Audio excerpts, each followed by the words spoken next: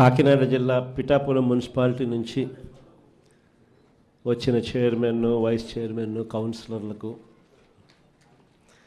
అదేవిధంగా ప్రకాశం జిల్లా మార్కాపురం నుంచి వచ్చిన ఎంపీపీలకు, ఎంపీటీసీలకు, అదేవిధంగా సత్యసాయి జిల్లా కదిరి నియోజకవర్గం గాన్లపేంట నుంచి వచ్చిన ఎంపీటీసీలందరికీ కూడా, అదేవిధంగా చిత్తూరు జిల్లా నుంచి కుప్పం నియోజకవర్గం నుంచి, కుప్పం మున్సిపాలిటీ నుంచి వచ్చిన కౌన్సిలర్లందరికీ కూడా, ఇంకా వేరే కాక ఆయా జిల్లాలకు సంబంధించిన ముఖ్యమైన నేతలు ఎవరెవరైతే వచ్చారో అందరికీ కూడా ముందుగా పేరు పేరున నమస్కారాలు తెలియజేసుకుంటా ఉన్నాను.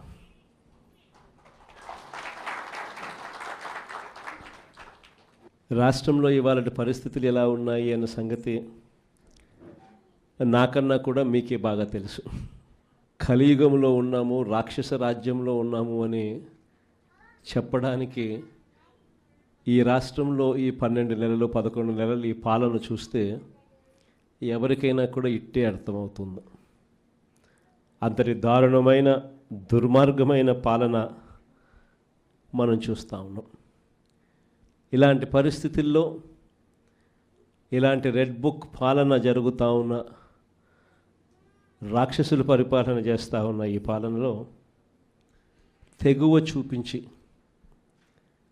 నిబద్ధతతో నిలబడి విలువలకు, విశ్వసనీయతకు పెద్దపీట వేస్తూ, రాజకీయాలంటే అయ్యా చంద్రబాబు నీ మాదిరిగా చేయడం రాజకీయాలు కాదు, ఎంపీటీసీలమైనా కౌన్సిలర్లమైనా మమ్మల్ని చూసి నేర్చుకో, ఇది రాజకీయం అంటే అని చెప్పి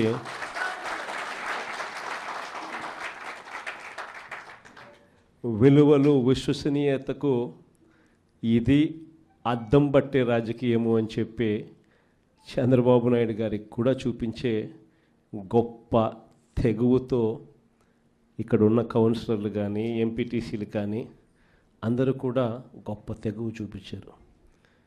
మీ అందరి తెగువకు, విలువల పట్ల, విశ్వసనీయత పట్ల మీరు చూపించిన నిబద్ధతకు మీ అందరికీ కూడా హ్యాట్స్ ఆఫ్ తెలియజేస్తాను.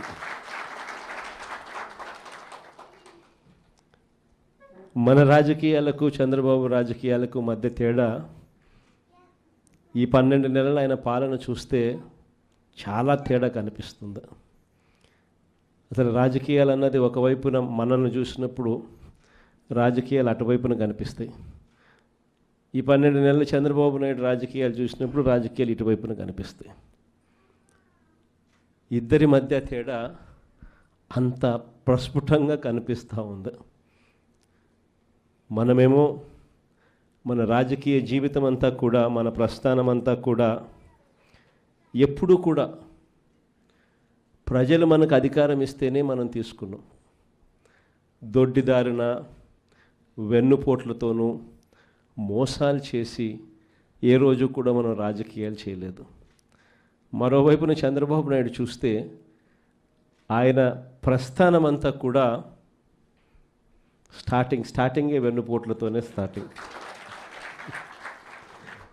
అక్కడి నుంచి మొదలు పెడితే ఆయన ప్రస్థానం సొంత కూతుర్నిచ్చిన మామను ఎన్టీ రామారావు గారిని వెన్నుపోటు పడడం దగ్గర నుంచి మొదలు పెడితే, ఆ తర్వాత అధికారం కోసం ప్రజలను ఒకసారి కాదు, 2 సార్లు కాదు, ఎప్పుడూ ఆయన జీవితం అంతా కూడా ప్రజలను కూడా వెన్నుపోట్లు పొడుస్తూనే ఆయన రాజకీయాలు సాగిస్తూ వచ్చాడు. ఆశ్చర్యం కలిగించే విధంగా ఇద్దరి మధ్య తేడా కనిపిస్తుంది.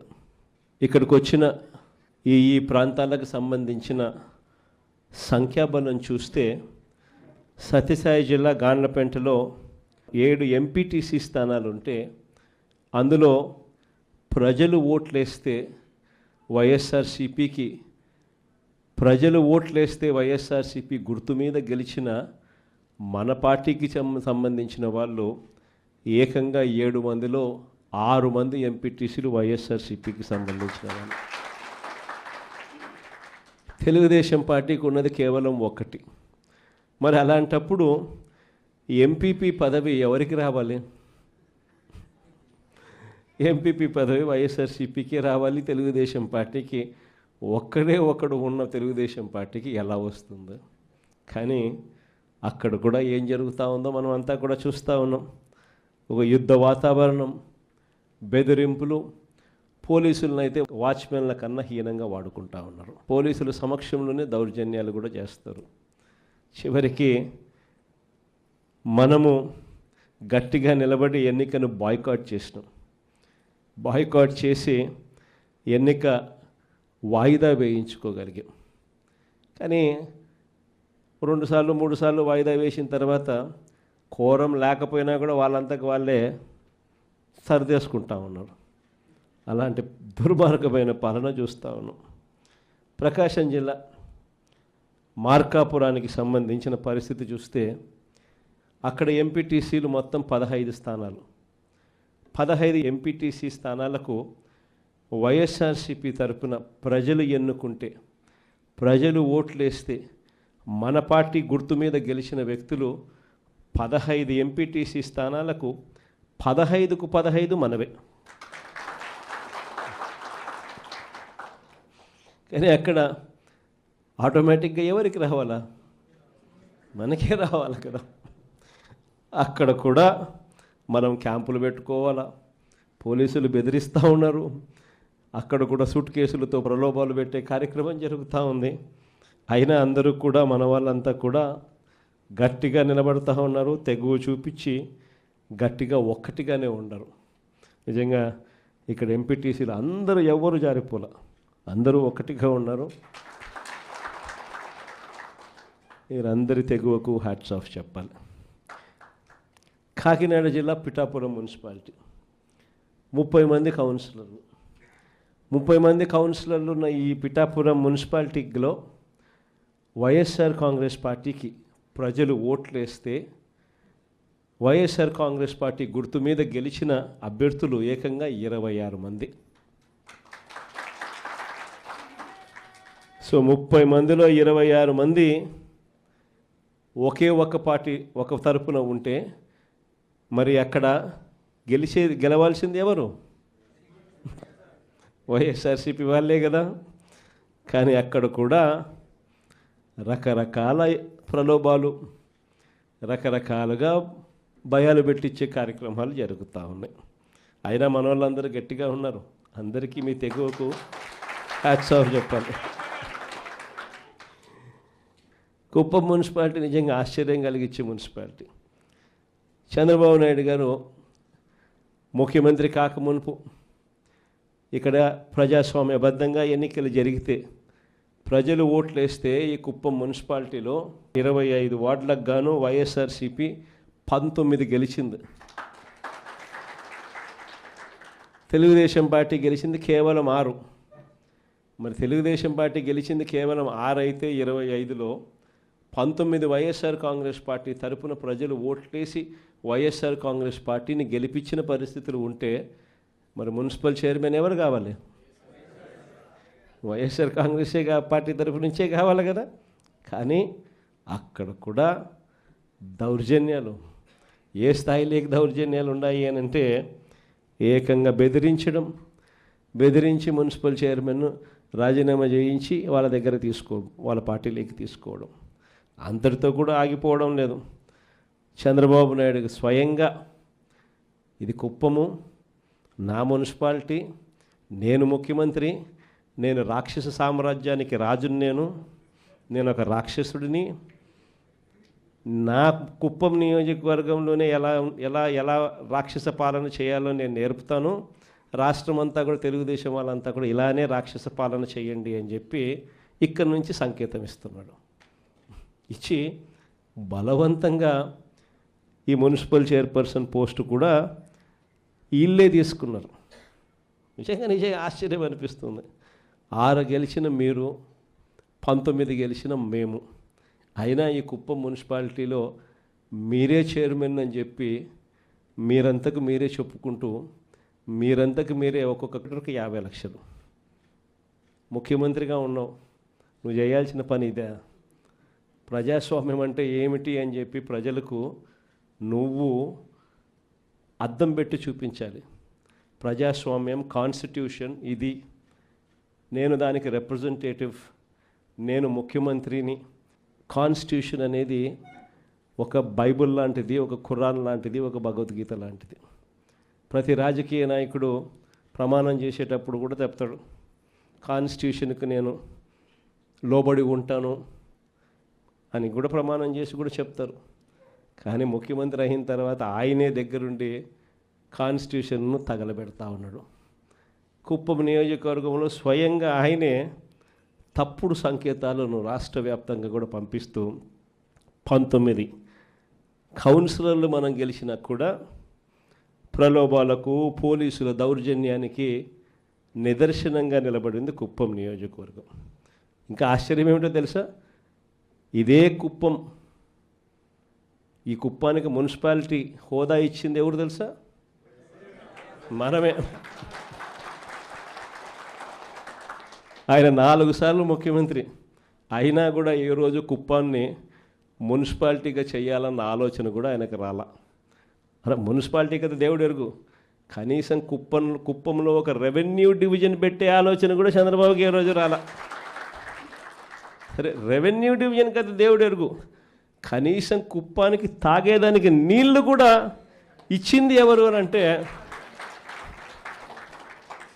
అది కూడా మన హయాంలోనే.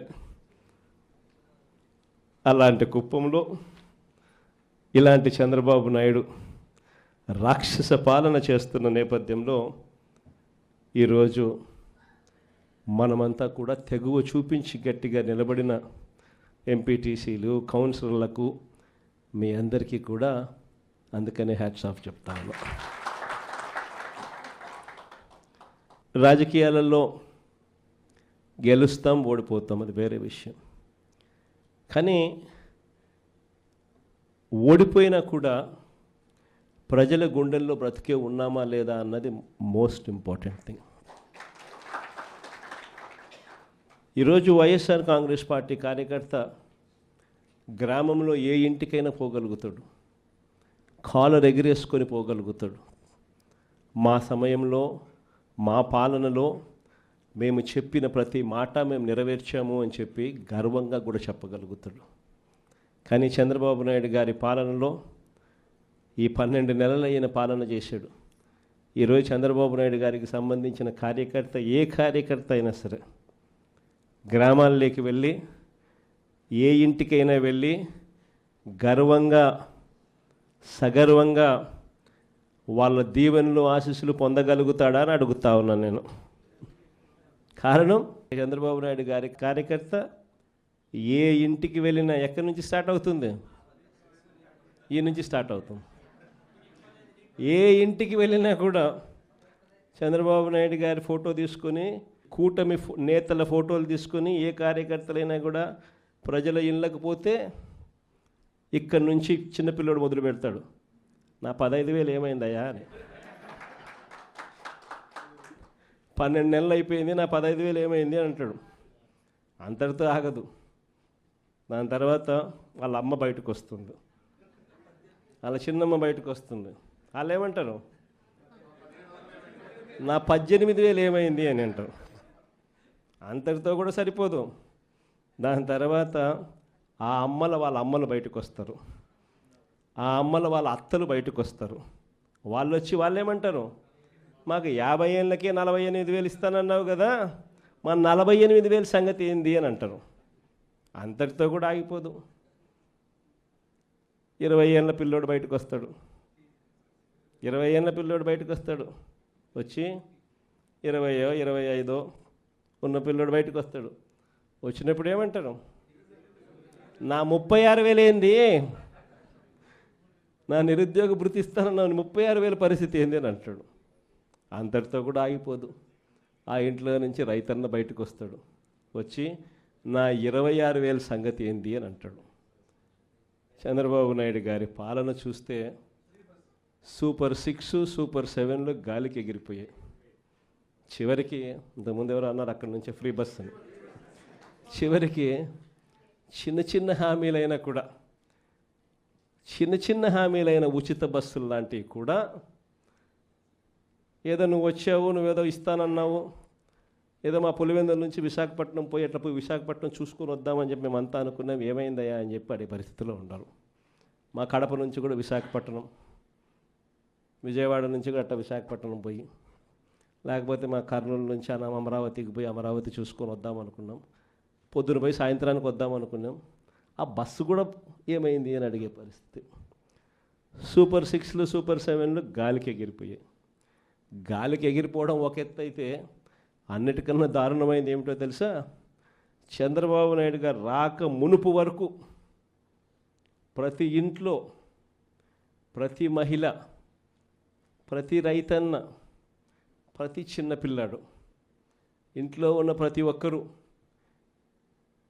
4,000 నోట్లోకి ఆనందంగా పోతూ ఉన్నాయి. చంద్రబాబు నాయుడు గారు ముఖ్యమంత్రి అయ్యాడు, అంతే, కంచాన్ని లాగేశాడు.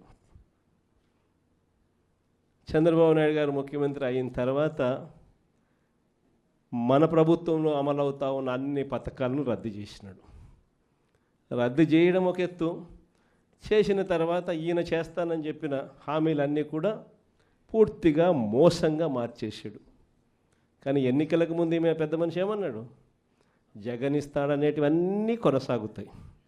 కొనసాగించడమే కాకుండా అధికంగా నేను ఇస్తాను అని చెప్పి ఎన్నికలప్పుడు ఈయన మాట్లాడిన మాటలు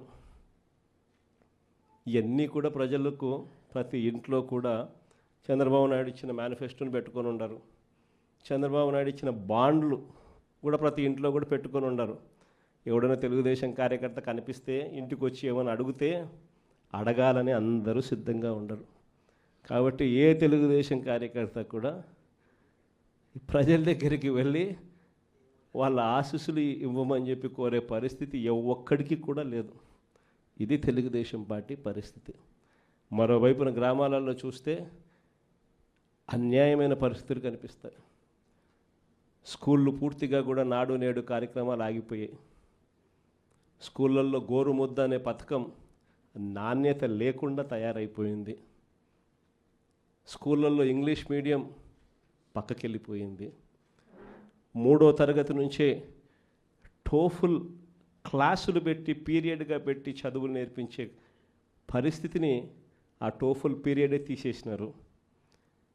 నాడు నేడు ఆగిపోయింది. 8వ తరగతికి వచ్చేసరికి ప్రతి పిల్లాడి చేతికి ట్యాబులు ఇచ్చి చదువులు చెప్పిస్తూ ఉన్న మన హయాంలో ఉన్న చదువులు పూర్తిగా అటకెక్కిచ్చేశారు.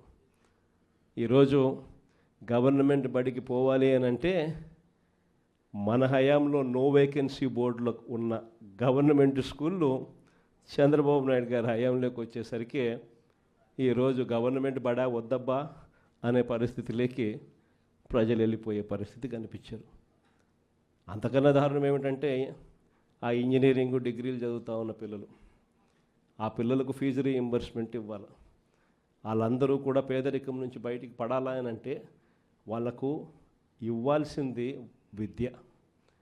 ప్రతి ఒక్కడు, ప్రతి కుటుంబం నుంచి ఒకడు ఇంజనీరో, ఒక డాక్టరో, ఒక పెద్ద పెద్ద చదువులు చదవగలిగితే ఆ కుటుంబం ఏ రోజుకైనా పేదరికం నుంచి బయటకు వస్తుంది. అలాంటి గొప్ప పరిస్థితులు రావాలి అని చెప్పి విద్యా దీవెన, వసతి దీవెన అని చెప్పి మన ప్రభుత్వ హయాంలో పూర్తి ఫీజులు కట్టిస్తూ, మరోవైపున బోర్డింగ్ లాడ్జింగ్ ఖర్చుల కోసం కూడా వసతి దీవెన పేరుతో వారి చేతుల్లో డబ్బులు పెడుతూ ప్రతి 3 నెలలు అయిపోయిన వెంటనే, ప్రతి క్వార్టర్ అయిపోయిన వెంటనే వాళ్లకు, ఆ తల్లులకు, ఆ పిల్లలకు వాళ్ళ చేతుల్లో విద్యా దీవెన, వసతి దీవెన డబ్బులు పెడుతూ గొప్పగా చదివించే కార్యక్రమం మనం చేస్తే ఈరోజు పరిస్థితి ఏంటంటే ఆ పిల్లలందరూ కూడా ఫీజులు కట్టలేక చదువులు మానేస్తూ ఉన్న పరిస్థితులు. విద్యా దీవెన, వసతి దీవెన గాలికి వెళ్ళిపోయింది చంద్రబాబు నాయుడు గారి పుణ్యాన. మరోవైపున చూస్తే ఆరోగ్యశ్రీ పరిస్థితి, ప్రతి పేదవాడు కూడా గొప్పగా తలెత్తుకొని ఏ కార్పొరేట్ హాస్పిటల్కైనా పోయి ఉచితంగా 25 లక్షల దాకా ఉచితంగా వైద్యం చేయించుకొని చిరునవ్వుతో ఇంటికి వచ్చేటప్పుడు డాక్టర్లు రెస్ట్ తీసుకోమని చెబితే ఆరోగ్య ఆసరా కింద నెల రోజులు రెస్ట్ తీసుకోమంటే 5,000 రూపాయలు వాళ్ళ బ్యాంక్ అకౌంట్లో వేసి మరీ 2 నెలలు రెస్ట్ తీసుకోవాలంటే 10,000 రూపాయలు వాళ్ళ బ్యాంక్ అకౌంట్లో వేసి మరీ చిరునవ్వుతో ఇంటికి పంపించే పరిస్థితి నుంచి ఈరోజు ఆరోగ్యశ్రీ నాశనం అయిపోయింది. ఈయన వచ్చి 11 నెలలు అయిపోయింది. నెలకు 300 కోట్లు అవుతుంది ఆరోగ్యశ్రీ నడపాలంటే. 300 ఇంటూ దాదాపుగా 12 నెలలు 3,500 కోట్లు బకాయిలే. ఇవ్వాల ఆరోగ్య ఆశ్రాకు మామూలుగా సంవత్సరానికి 450 కోట్లు అవుతుంది. ఇవ్వాల డాక్టర్లు అందరూ, హాస్పిటల్స్ అందరూ ఆరోగ్యశ్రీ పేషెంట్ వస్తే మేము వైద్యం చేయము అని చెప్పి బోర్డు ఎత్తేసారు. అని ఇవాళ బోర్డు తిప్పేశారు. ఇవాళ ఏ పేదవాడికైనా కూడా ఆరోగ్యం బాగోలేకపోతే అప్పుల పాలైతే తప్పనిచ్చి వైద్యం అందని పరిస్థితిలో ఆ పేదవాడు ఉన్నాడు. మరోవైపున వ్యవసాయం, మన ప్రభుత్వం ఉన్నప్పుడు పెట్టుబడికి సహాయం కింద, రైతు భరోసా కింద రైతన్నకు పెట్టుబడికి సహాయం ఇస్తూ ఆర్బీకేను వాళ్ళ గ్రామంలోనే పెట్టి దళారీ వ్యవస్థ లేకుండా పంటలు సైతం మనమే కొనుగోలు చేసే ఒక గొప్ప కార్యక్రమం మన హయాంలో జరిగితే, ఈరోజు చంద్రబాబు హయాంలో రైతుకు పెట్టుబడి సహాయంగా ఇచ్చే కార్యక్రమం గాలికి ఎగిరిపోయింది. ఆయన ఇస్తానన్నది మోసంగా మిగిలిపోయింది. మన హయాంలో రైతులకు ఉచిత పంటల బీమా అందే కార్యక్రమం మన హయాంలో ఉంటే, ఈరోజు రైతన్నలకు ఇన్సూరెన్స్ కట్టుకునే పరిస్థితి కూడా లేకుండా రైతన్నకు తయారు చేశాడు. ఆర్బీకేలు నీరు గారిపోయాయి. ఈ క్రాపింగ్ అనేది కనపడకుండా పోయింది. మొత్తానికి రైతన్న పంట పండిస్తే రైతన్న పరిస్థితి ఈరోజు ఎలా ఉంది అని అంటే, రైతన్నకు ఏ పంటకు కూడా ఈరోజు గిట్టుబాటు ధర లేని పరిస్థితిలో ఈరోజు రైతన్న ఉన్నాడు. ఒక్క పంటకు కూడా ధాన్యం కానీ, మిర్చి కానీ, పత్తి కానీ, కందులు కానీ, పెసలు కానీ, మినుములు కానీ, శనగ కానీ, జొన్న కానీ, చీనీ కానీ, అరటి కానీ, కోకో కానీ, పామాయిల్ కానీ, ఏ పంటకు ఈరోజు గిట్టుబాటు ధరలు లేవు. రైతు ఈరోజు అమ్ముకోవాలంటే దళారీలు పాలైపోయిన పరిస్థితి ఈరోజు రైతు పరిస్థితి. ఇలా ఈరోజు చూస్తే ఇంతటి దారుణమైన పాలన ఒకవైపున జరుగుతూ మరోవైపున స్కాముల మీద స్కాములు, కరప్షన్ అంటే విచ్చలవిడి కరప్షన్ జరుగుతూ ఉంది. ఈరోజు ఇసుకే మన హయాంలో గవర్నమెంట్కి డబ్బులు వచ్చేటివి సంవత్సరానికి 750 కోట్లు. ఈరోజు గవర్నమెంట్కు ఇసుకలో రూపాయి డబ్బు రావడంలా, కానీ రేట్లు చూస్తే మన హయాంలో కన్నా డబల్ రేట్లకు అమ్ముతున్నారు. ఇసుక మాఫియా, మట్టి మాఫియా, మద్యం.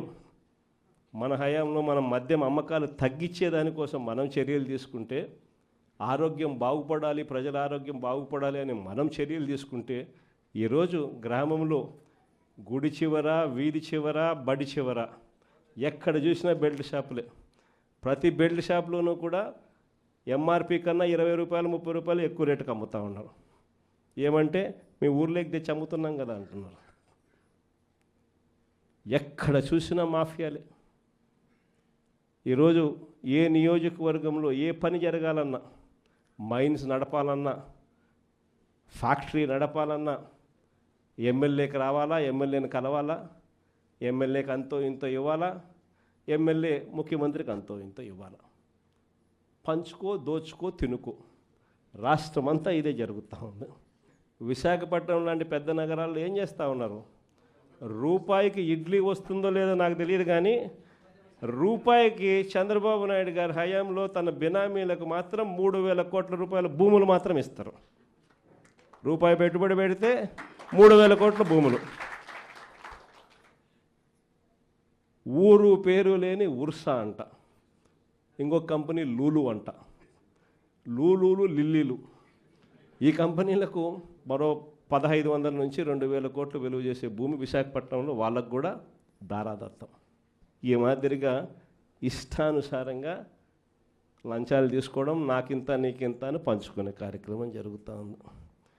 మొట్టమొదటిసారిగా మొబిలైజేషన్ అడ్వాన్స్ అనేది మనం తీసేస్తే, మొబిలైజేషన్ అడ్వాన్స్ ఈయన అదే పనిగా తీసుకొచ్చినాడు. మనం రివర్స్ టెండరింగ్ మనం తెస్తే ఈయన రివర్స్ టెండరింగ్ క్యాన్సిల్ చేసినాడు. మనం జ్యుడిషియల్ ప్రివ్యూని మనం తీసుకొస్తే జ్యుడిషియల్ ప్రివ్యూని ఈయన క్యాన్సిల్ చేసినాడు. చేసి కాంట్రాక్టర్లు రింగ్ ఫామ్ అవుతున్నారు, ఇష్టం వచ్చిన రేట్లను పెంచేస్తున్నారు, పెంచిన రేట్లకు వేస్తున్నారు. వేస్తానే ఈయన మొబిలైజేషన్ అడ్వాన్స్ 10% ఇస్తాడు, 8% వాళ్ళు చంద్రబాబు నాయుడుకి ఎన్నికిస్తున్నారు. డబ్బు ఈయన వాళ్ళకి ఈయన మొబిలైజేషన్ అడ్వాన్స్ కింద 10% వాళ్ళకి ఇస్తే ఈయన 8% తిరిగి ఎన్నికిస్తున్నారు ఈయన జోబిలీకి. విడిగా కరప్షన్. మరోవైపున చూస్తే రెడ్ బుక్ రాజ్యాంగం. ఏం చెప్పాల్సిన పనులు. రెడ్ బుక్ రాజ్యాంగం గురించి నాకన్నా మీకే బాగా తెలుసు.